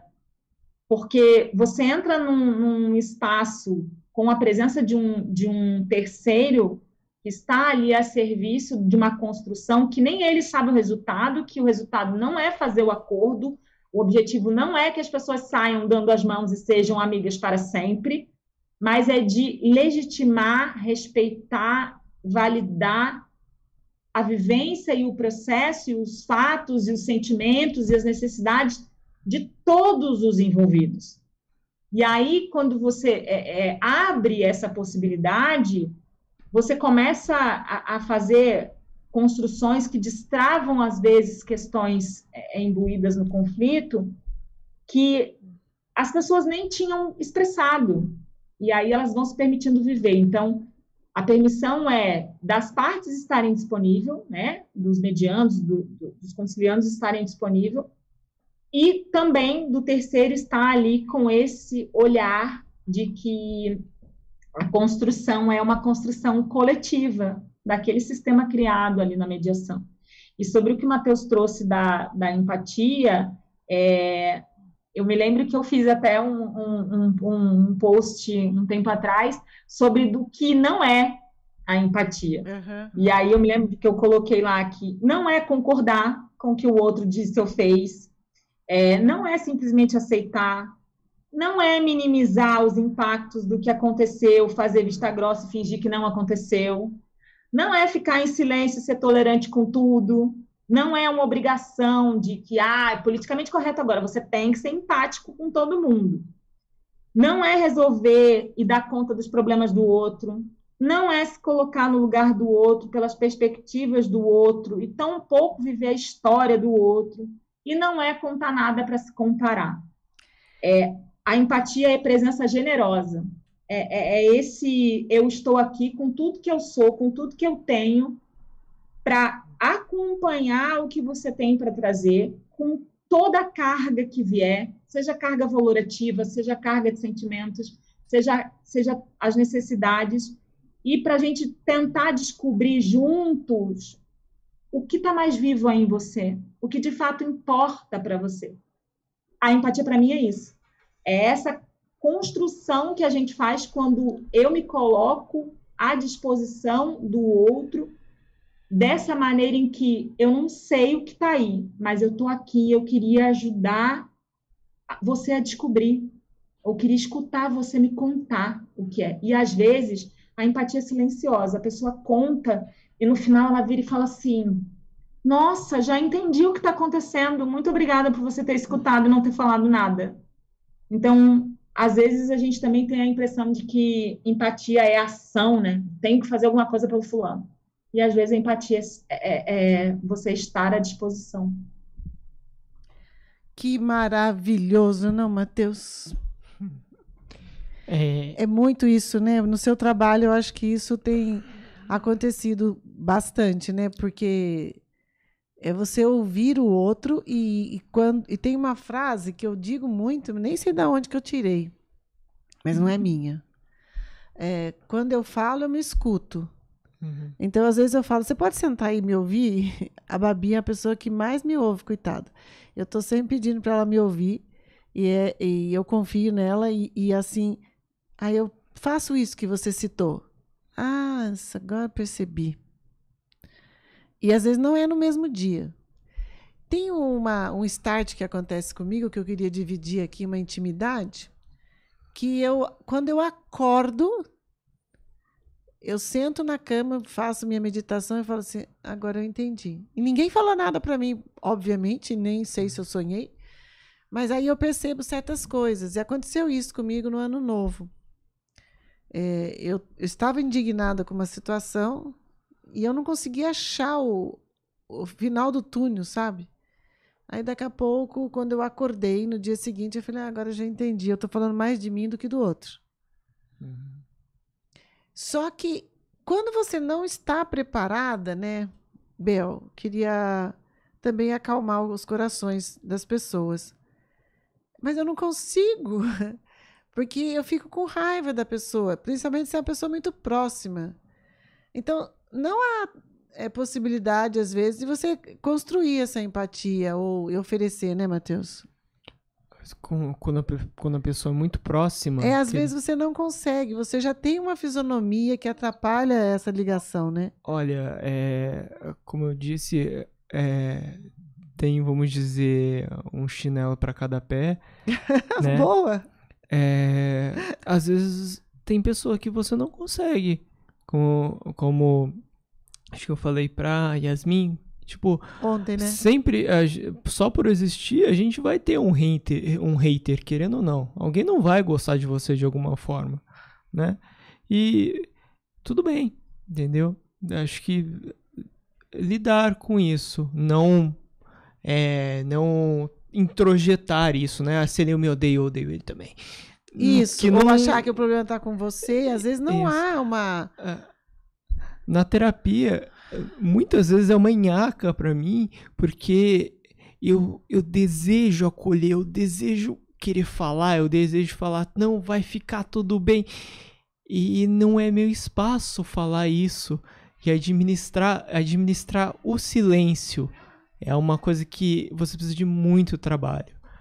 Você precisa, quando você fala, aqui é o seu espaço, você pode fazer o que você quiser dentro dos limites das regras do CRP ali, mas você pode fazer o que você quiser. Você tá livre para isso. Eu não tô aqui para julgar, você tem que se portar ali firme. Normalmente eu evito ficar cara a cara, eu fico um pouco de lado, porque minha salinha é meio ruinzinha.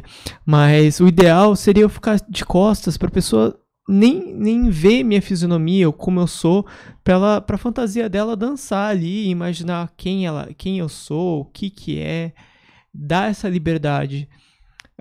Às vezes a pessoa precisa disso, desse espaço.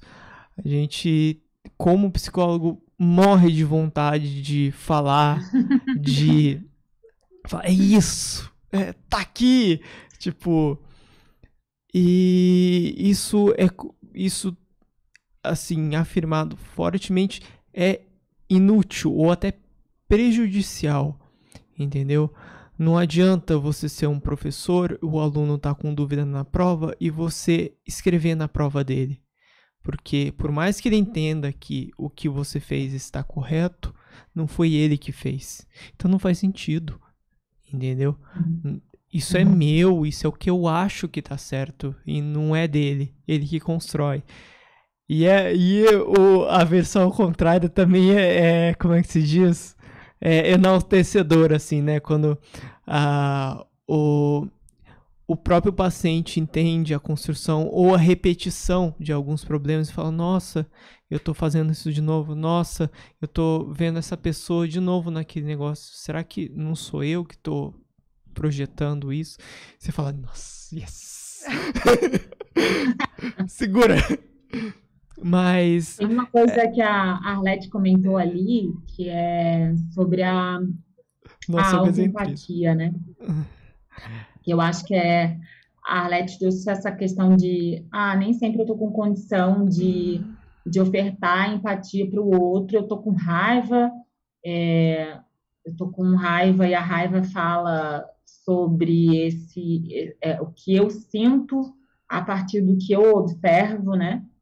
E aí, gente, é sobre não ter todos os dias condições mesmo de ser empático. E aí se acolher primeiro. E aí eu acho que tem uma outra coisa que funciona para mim, e de novo, não é sobre receita, é sobre ter com quem contar. Eu passo a mão no telefone para essa rede de apoio e falo assim, o bicho tá pegando, eu tô com uma coisa aqui, em relação a uma determinada pessoa, eu tô agarrado no meu julgamento, não consigo largar. Se a pessoa aparecer pintada de ouro na minha frente hoje, ela vai ouvir uma montoura de coisa que eu não quero dizer, mas no fim eu quero dizer porque é o que está mais vivo aqui. E você pode me escutar, a gente pode tomar um café, a gente pode ter uma ligação, porque, primeiro, eu não acho que dou conta sozinha de tudo, acho que a terapia tem muito esse lugar, e aí eu honro e salvo aqui a existência do psicólogo sobre a existência da pessoa ter a chance dela se despir de fato e de se mostrar como ela é nesse processo de confiança com esse profissional. É difícil... Perdão, te cortei. Não, é difícil na sociedade como a gente constrói, a gente atender os nossos desejos, e que nossos desejos às vezes a maior parte são errados ou distoantes, né? E talvez expor isso de uma forma que alguém não julgue, né? Esvazia um pouco desse sofrimento. E como nós somos seres desejantes e temos essa pulsão de saciar nosso vazio, a gente sempre está desejando, e a maior parte das vezes a gente está falando não para eles. Então ter no caso, no meu é 50 minutos, mas às vezes eu estendo, mas esse tempinho para a pessoa esvaziar isso, que acumula, às vezes está acumulado há 15, 30, 40 anos, e tá intenso, tá borbulhando, até a gente chegou a gente comentou isso, certas construções que geram ansiedade, depressão, são somas de acúmulos desse desejo que não tem vazão, né? Não tem espaço no mundo. E ali a gente tenta achar esse espacinho, né? A gente tenta... Eu me lembro que uma vez eu estava numa roda de escuta coletiva, porque eu tenho participado de muitos grupos que fazem prática regular de escuta mesmo. Eu tenho pares empáticos, de escuta empática, com trocas fixas, a gente tem horários fixos. Eu escuto 15 minutos, ele escuta 15 minutos, e a gente faz uma troca e com um agendamento fixo mesmo, né? E tem outras que são esporádicos, que eu participo de encontros coletivos de escuta virtualmente, onde a gente vai numa salinha reservada em alguma plataforma e faz essa prática de escuta. E eu me lembro que uma vez eu estava num encontro desses coletivos, e aí eu nunca esqueço a metáfora que a menina, quando voltou da salinha individual para a sala grande, que a facilitadora lá do encontro perguntou, e aí, como é que vocês se sentiram? Aí a menina falou assim, gente, parecia que eu estava igual a lixeira do meu Windows, cheia. E, de repente, agora eu acho que esvaziaram a lixeira do meu Windows. Eu quero mais gente que ajude a esvaziar a lixeira do meu Windows. É difícil que não tem como nem ir tudo de uma vez, né? Desculpa, cortei. Não, exatamente, tá assim. tudo certo. Mas ela agora, ela associou aquilo do tipo... e ela era iniciante na prática, E ela disse, a gente pode fazer isso mais vezes? Eu acho que eu super preciso de alguém que de tempos em tempos me ajude a esvaziar a lixeira do meu Windows. E a gente falou, sim, você pode fazer isso quantas vezes você quiser. Fica até divertido, né? tenha... Essa forma, essa metáfora que ela trouxe. E até fixa, né? Você tá dividindo aqui com a gente. E a quem não conhece, que está nos assistindo, que ainda não participa desses grupos, fica pensando, mas como que é isso, né? Aí desperta uma das necessidades interessantes do ser humano, que é a curiosidade, né? E ali você pode buscar, lembrando-se que não tem, como não tivemos aqui hoje, uma receita. Você vai limpar a sua lixeira do Windows e descobrir se você quer encher a lixeira do Windows ou se você quer fazer o que com o que estava lá. Ou né? até onde você aguenta limpar a lixeira do Windows, porque tem coisinhas ali que você não quer mexer, né? Ah, não, fica salva essas coisinhas tenebrosas aqui que eu acho que eu não estou preparada, né? Não dou conta de lidar com isso agora, assim. E é engraçado porque é realmente muito pessoal a maneira como você quer mergulhar no convite que às vezes a dor ou o problema ou o conflito traz. Contando uma questão pessoal, eu tenho um grupo de amigos seletos, né? Conheço muitas pessoas, mas um grupo de amigos bem seleto, assim. E dentre eles eu tenho 2 amigos que são muito parceiros, assim, muito parceiros, e eu tive uma conversa muito dura com um deles, e tanto é que na hora eu fiquei um pouco chocada, eu nem vi a dimensão da situação, quando eu vim para casa, igual quando tu leva uma bolada depois que o músculo esfria, que tu sente o negócio, eu vim para casa dirigindo, fui tomando o pé da proporção daquilo, e quando eu cheguei em casa eu estava muito arrasada. E aí eu cheguei em casa muito arrasada, meu marido olhou para mim e falou, nossa, o que aconteceu? E aí eu comecei a dar conta de que realmente tinha acontecido uma coisa muito difícil e estava muito pesado. E aí eu falei assim, bom, eu vou dormir, porque, inclusive, biologicamente, o cérebro descomprime, isso é um fato, né? A gente tem uma descompressão ali de, no mínimo, de 4 horas para a gente não dar uma resposta, talvez, mais, vou dizer, violenta, de talvez ligar para a pessoa e dizer, pelo amor de Deus, você falou isso para mim, eu quero te dizer que isso, aquilo. Então, essa coisa que a avó da gente às vezes dizia, fala assim, dorme, que existe uma noite entre um dia e outro, isso é real, fisiologicamente real, assim. É a pausa, né? É a pausa, exato. Né? A pausa é aquele momento que você levanta no meio da situação difícil, da conversa difícil, desafiadora, e fala, acho que eu vou tomar um gole d'água, eu acho que eu vou ali fora respirar um ar, peraí, deixa eu ligar para alguém, porque isso realmente descomprime o cérebro, e aí eu precisei dormir, e no dia seguinte eu falei assim, eu não dou conta de lidar com isso agora. Era dos conflitos da lixeira que eu não dava conta de lidar no momento, porque eu não ia conseguir, só que ao mesmo tempo, eu não queria descartar sem olhar para aquilo, porque eu tinha a sensação de que era um convite precioso para entender que outras situações desafiadoras diante da nossa intimidade e proximidade iam acontecer, e se eu resolvesse enfiar embaixo do tapete ou fingir que tipo, deixa assim mesmo, ia gerar aquele pinga-gota, aquele conta-gota que acumula. Aí, de repente, você fala assim, não sei por que fulano explodiu, porque ele está naquele armazenamento que vem subindo gradativamente. E quando eu dei conta de lidar com a coisa, já tinham passado 3 semanas. E eu tive que ter muita escuta de rede de apoio, de conversar com pessoas, não para receber esse conselho, como a gente falou, de faz assim, faz assado. Não, da pessoa dizer assim, eu só preciso que você escute.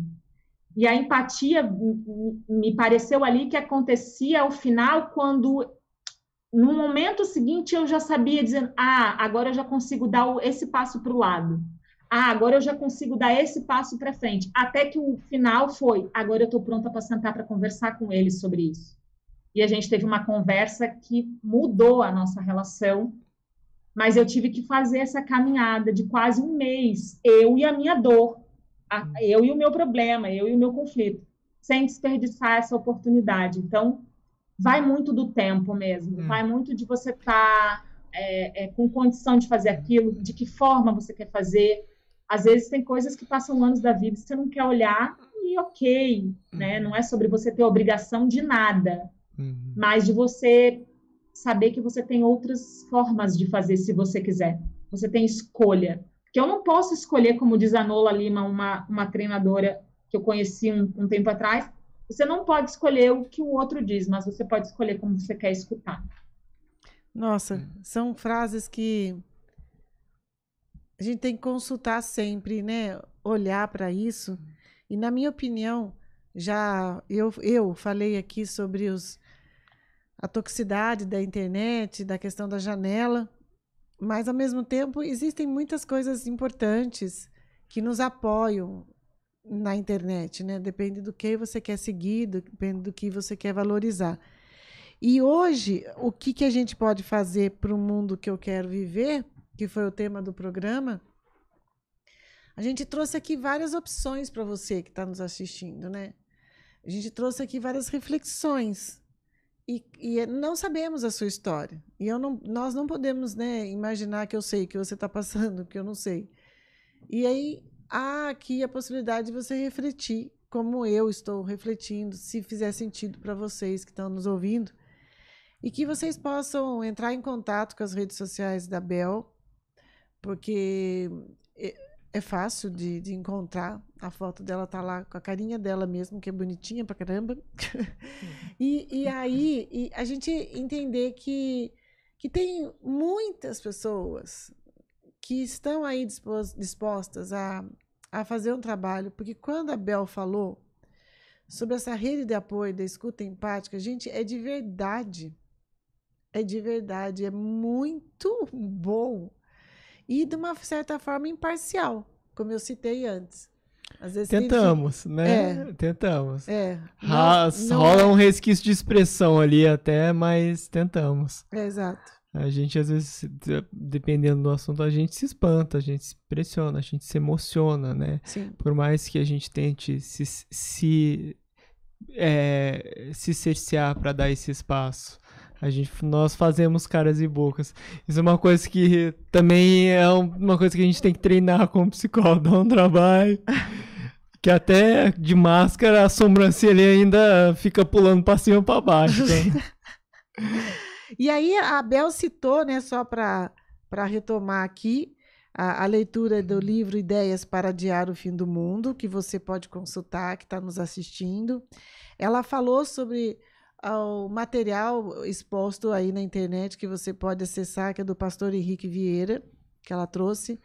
Trouxe também algumas, não estou conseguindo lembrar mais, sobre esses exercícios que ela está fazendo do pescoço, que vocês também podem estar absorvendo, se isso fizer sentido para você. Trouxe tantas contribuições para nós, né? Falou sobre outros educadores também.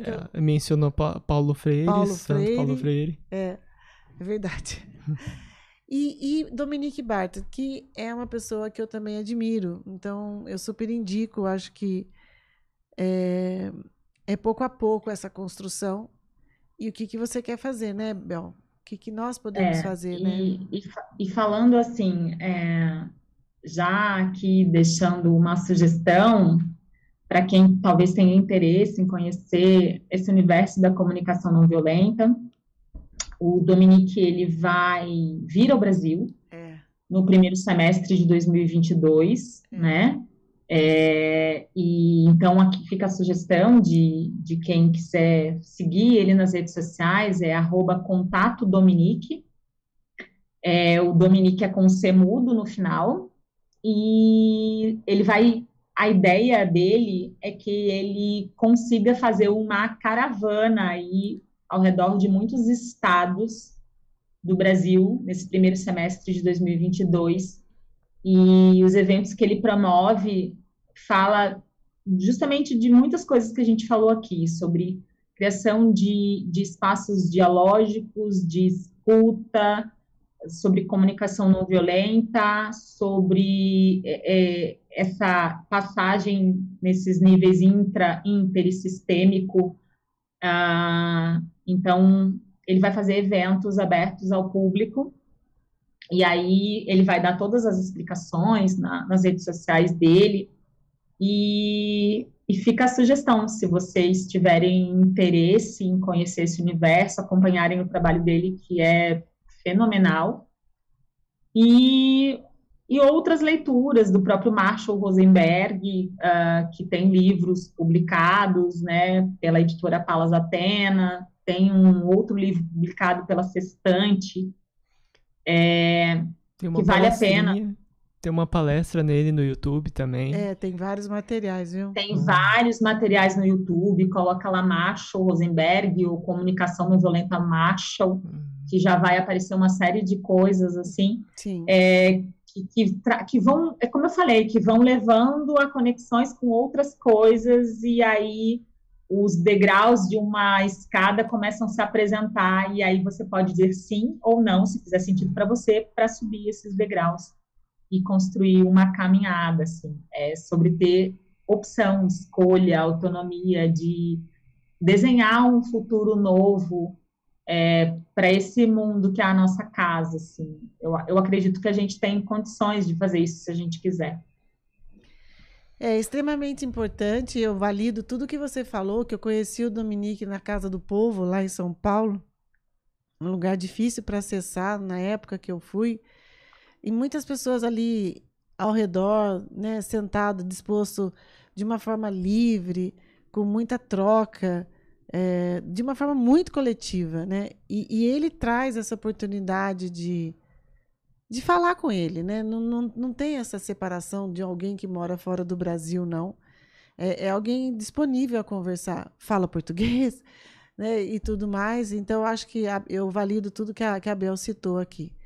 A gente já passou do horário, né? Normal. Nossa, como sempre. Não tinha como não ser, não tinha como não ser com essa convidada tão ilustre. E a gente já deixa o convite para umas próximas, né? Com certeza. Conversas. Ai, gente, me chamem, assim. Que bom. Eu sou... Assim, esses rolês de construção, de cocriação, me convidem, assim, sabe? Eu sou a garota do sim, assim. Vamos fazer, vamos. Quando? O dia que vocês quiserem. Ajustou, vamos embora. Eu tô com umas ideias malucas aqui para falar para você depois. Meu Deus do céu. Tá tudo... Eu fui longe. Na verdade, Arlete, eu sempre acho que a minha loucura se parece com a loucura de muita gente. Então, tá tudo certo. O difícil é achar normalidade, né? Normalidade E eu nem sei se eu quero achar a tal da normalidade. Também não quero. Eu quero explorar muito mais. Por isso que a gente está aqui voluntariamente, mas aprendendo muito. Foi muito enriquecedor para mim. Eu estou realmente lisonjeada com o seu aceite. Parecia que eu não ia conseguir, para falar a verdade. Mas eu fiquei muito feliz mesmo. Essa transmissão vai ficar gravada. Eu acho que a gente pode dividir com outras pessoas. E vai ser um orgulho para mim e para toda a equipe aqui, né, divulgar esse trabalho, né, Matheus? Sim, sim. E, nossa, que... dá vontade de conversar tanta coisa que realmente não tem tanto tempo. Queria falar de, tipo, redução de danos, queria falar mais sobre o racismo estrutural, o livro que foi colocado, que eu cheguei a comentar no começo, mas não no ar, que foi o do G.C. Souza. Então, mano, tem muito pano pra manga. Eu acho que eu vou tem que ter a deixar parte aqui em 2. aberto. Vou deixar aqui em aberto que se a gente ajustar para vir conversar sobre o racismo e a diversidade, eu vou convidar uma preciosidade duas preciosidades, na verdade. Uma já teve aqui, que é o Lucas, e a outra, a Renata, que estuda diversidade na Universidade no Rio de Janeiro. E são duas pessoas assim que têm colaborações fantásticas para trazer. A gente tem feito algumas trocas. Então, vou tentar trazer essa galera para a gente fazer uma conversa ampliada. Acho que vai ser fenomenal. Eu gostaria de recebê-los aqui na bancada, que a gente tem 1, 2, 3, 4, 5 microfones e a gente vai ficar aqui devaneando. Ai, meu Deus, vamos pensar sobre isso. A gente vai fazer aquele podcast de 7 horas que tal. Dá para gravar 2 programas. A gente vai longe, mas é um prazer te conhecer, na verdade. como em algumas sessões que a gente se sente inacabado, então, tipo, esse sentimento de quero mais ainda vai prevalecer aqui comigo um pouco. Tudo bem se você não me der alta hoje, Matheus, tá tudo certo. Mas eu fico muito feliz de te conhecer. Essa prazer. É a garota, é a Bel. Igualmente, gente, foi um prazer, Obrigado. assim, e é bem isso. E o fato de estar à disposição para fazer outras vezes é real mesmo. Vamos ajustar, eu vou convidar esse povo e a gente faz aí, amplia as conversas e estamos juntos nessa construção. Realmente. Exatamente. O Lucas tem uma comunidade tão importante que a gente participa também. Eu acho que quanto mais cocriar, mais tiver essa linguagem, mais discutirmos, é bom para todos, né? Não tem um melhor, um pior. Tem um grupo que está com uma rede de apoio que todos precisamos. Muito obrigada. Gratidão por você ter aceito mesmo essa proposta, obrigada, querida. Babi, beijo aí que você está aí escutando a gente. Obrigada por tudo desde já. Matheus, Arlete, muito, muito obrigado. Foi inspirador. E a gente se encontra em breve em algum canal, de algum jeito, a gente está conectado. Não há dúvida, é só seguir. Babi, quer falar? Não? A Babi não está muito bem mesmo, ela está segurando aqui para terminar o programa. Eu queria agradecê-la por ter segurado a onda. Matheus, obrigada por estar aqui. Ana Bacos, que está lá de férias. E todos vocês que nos assistiram. E todos vocês que irão nos assistir e colaborando com o nosso trabalho. E levando o que há de mais positivo ou não, o que você se sentir melhor. Porque Prosa Criativa é um programa que pensa fora da caixa. E dessa maneira, vamos tirar da caixa, né? O que está lá, olhar para isso. Muito obrigada, gente. Você ouviu Prosa Criativa, um programa que pensa fora da caixa. Agradecemos sua atenção e esperamos revê-los na próxima segunda-feira, às 19 horas. Excelente semana a todos!